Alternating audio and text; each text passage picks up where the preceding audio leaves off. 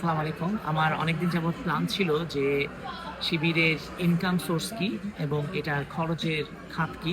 এ বিষয়ে কিছু বলার ফ্রম মাই এক্সপেরিয়েন্স, যাতে করে আমরা জানতে পারি যে এই সংগঠনটা কিভাবে করে তার ইনকাম জেনারেট করে এবং কিভাবে সে খরচ করে। তো ফার্স্ট কথা হচ্ছে যে আপনার এই সংগঠনের আমি মোহাম্মদপুরের বায়তুল মাল সম্পাদক থাকার কারণে আমার পক্ষে অবশ্যই জানা সহজ যে আমরা কিভাবে করে কাদের কাছ থেকে ইনকাম জেনারেট করতাম। তো ফার্স্ট কথা হচ্ছে যারা এই সংগঠনের কর্মী, সাথী, সদস্য, তারা তাদের একটা মানে কমিটমেন্ট থেকে প্রতি মাসে দেয় যে মনে করেন সে কমিটমেন্ট করলো যে আমি প্রতি মাসে ৳৫ দিব। যেমন আমি সদস্য হওয়ার আগ পর্যন্ত ৳৫০০ বাইতুল মাল দিতাম। তাহলে এখন আরেকজন মনে করেন দিল ৳১০০, আরেকজন দিল মনে করেন ৳৫০০, আরেকজন দিল মনে করেন ৳১,০০০। এভাবে করে একেকজনের চাহিদা এই সামর্থ্য অনুযায়ী সে দিল। এইটা হলো জনশক্তি থেকে আসা। এরপরে আমাদের মাসে একটা ফিক্সড সুধী লিস্ট থাকে যে আমাদেরকে মাসে সাবেক শিবিরের যারা শিবির থেকে বের হয়ে গেছেন তারা দিতে পারে। আবার অন্য কেউই দিতে পারে, যে কখনো শিবির করে নাই সেও দিতে পারে চাইলে। এটা হলো 2nd খাত। ৩ নাম্বার খাত হচ্ছে আমরা বাৎসরিকও কিছু কালেকশন করতাম। এই কালেকশনটার জন্য আমরা সবার কাছে যেতাম। এলাকায় মনে করেন যে ব্যবসায়ী আছে তার কাছে যেতাম। তারপরে একাডেমিক যারা তাদের কাছে যেতাম। আপনার ডিফেন্সে যারা আছে তাদের সবার কাছে যাওয়া হইতো। তখন তারা তাদের সামর্থ্য অনুযায়ী শিবিরকে পছন্দ করে তারা তাদের মতন করে দিত। আমি একটা সংক্ষিপ্ত ঘটনা শেয়ার করবো এখানে, যে একজন শিল্পপতির কাছে গেলাম আমাদের শিবিরের সায়েন্স সিরিজ নিয়ে। ফিজিক্স, কেমিস্ট্রি, বায়োলজির উপর আমাদের নিজস্ব একটা সামারি টাইপের, নাটশেল টাইপের সায়েন্স সিরিজ বের হতো। তো সেটা নিয়ে, তো তিনি ইঞ্জিনিয়ার।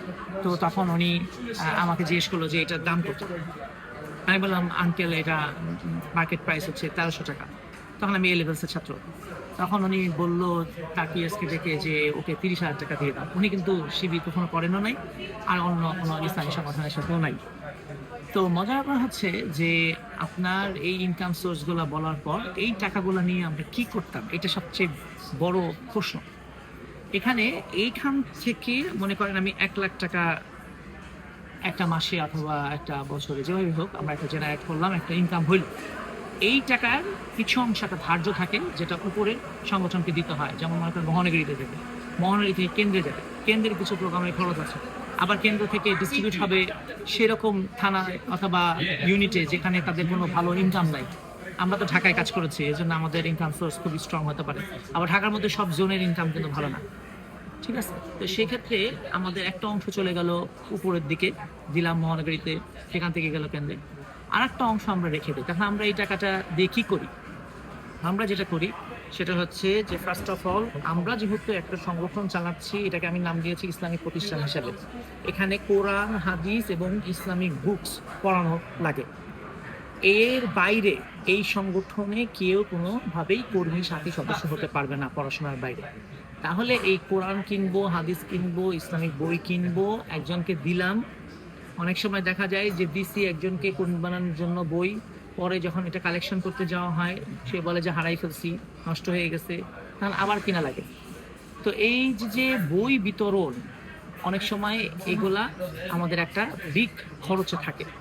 তারপরে আরো কিছু প্রকাশনাও থাকে, আপনার রিড ওয়েভ ম্যাগাজিন, তারপরে কিশোর কণ্ঠ, ছাত্র সংবাদ, এরকম করে বিভিন্ন ম্যাগাজিনের উপরও খরচ থাকে, যেটা আমরা বিভিন্ন জায়গায় দাওয়াতি পারপাসে মানুষকে ফ্রি দিতে পারি। তারপরে শিবিরের বিভিন্ন পরিচিতি, বুক সহ অনেক সময় এটা আমাদের ফ্রি দিতে হয়, এটা কালেকশন করার আর সুযোগ থাকে না। যেমন মুক্তির পয়গাম, এসে আলোর পথে, এরকম জাতীয় ছোট ছোট কিছু ইসলামিক বই আছে, অথবা শিবিরকে জানার জন্য, জীবনকে জানার জন্য, আল্লাহকে জানার জন্য। সেই জন্য এই বইগুলো কাইন্ড অফ ফ্রি দেওয়া হয়। তার মানে কি দিয়ে দিলেন, এটা তার টাকা আপনি নষ্ট করলেননি, আপনার খরচ হয়ে গেল, এটা তো ফেরত পেলেন না। তারপরে যেটা হয় যে মনে করেন আমরা কোথাও গেলাম, সামটাইমস নিজের পকেট থেকে খরচ করে যাই মনে করেন কোনো একটা জায়গায়। আবার অনেক সময় নিজের পকেটে টাকা না থাকলে টিউশনির টাকা দিয়েও না হলে তখন ওই খাতের টাকা দিয়ে আমাদের যেতে হয়।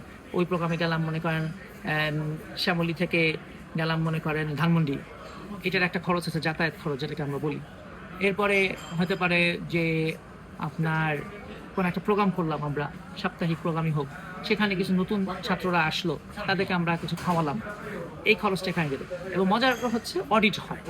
অডিটটা মজা কেন আমি এটা বলবো, এটা যে অডিটে একেবারে কত টাকা এন্ট্রি হয়েছে, 1 লাখ টাকা, এবং 1 লাখ টাকার খরচের খাত কি কি একেবারে ব্রেকডাউন করে ইনভয়েস সহ আমাদেরকে দিতে হয়। তা আমার একটা ছাগল একটা টিসিতে কিনা হয়েছিল, গাবতলী থেকে কিনে নিয়ে আসছিলাম, কিন্তু সামহাও এখানে 120 জন কর্মীর একটা টিসি হচ্ছিল, যেখানে আমরা কোরআন হাদিস ইসলামিক এবং ইসলামিক বিভিন্ন টক বিভিন্ন গেস্টদের দিয়ে আলোচনার মাধ্যমে একটা প্রশিক্ষণ দেওয়া হবে। তো এখানে তারা 2-3 দিন ছিল, খাওয়া খরচ ছিল, এই ছাগল কেনা হয়েছে খাওয়ার জন্য। তো এখানে রসিদটা হারাই গেছে।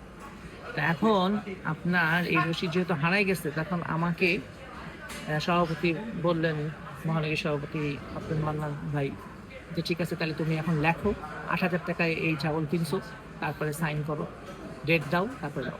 তারপরে ওই রসিদটা এন্ট্রি করা হলো। এই যে অডিট বলি আমরা, যেভাবে বলি না কেন, ট্রান্সপারেন্সি মেনটেন করার চেষ্টা, এটা কতগুলো সংগঠন করে।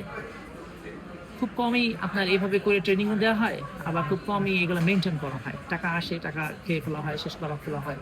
কিন্তু শিবির যেভাবে করে ইউনিকভাবে টাকাটা কালেকশন করে সুন্দরভাবে গোছায়া, যাতায়াত খরচ, খাওয়া খরচ, প্রকাশনা খরচ, খাওয়া খরচ, প্রোগ্রাম খরচ, এভাবে করে যে ব্রেকডাউন করে সাজায় টাজায় দেয়, এটা আমি মনে করি যে শিবিরের একটা সৌন্দর্য, এবং যার কারণে অনেক মানুষ শিবির না করলেও এই সংগঠনটাকে সহজতে করতে প্রস্তুত থাকে।